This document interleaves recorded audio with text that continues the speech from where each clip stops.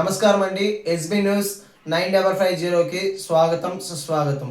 ఏ రోజు వార్త ఆ రోజు మనకు అప్డేట్ కావాలంటే ఎస్బీ న్యూస్ 9550 ఛానల్ను మీరు సబ్స్క్రైబ్ చేసుకుంటే ప్రతిరోజు వార్త మీకు అప్డేట్గా ఉంటుంది.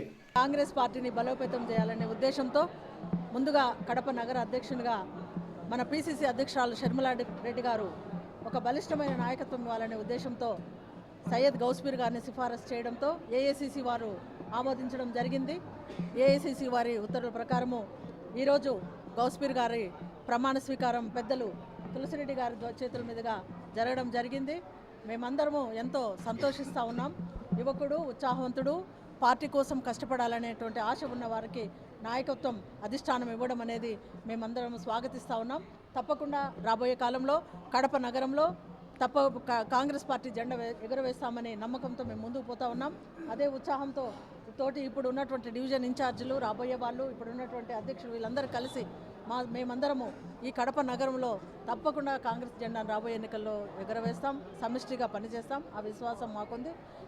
కాబట్టి ప్రజల్లోకి కాంగ్రెస్ పార్టీ తప్ప వేరే ప్రత్యామ్నాయం లేదు ఈ దేశానికి.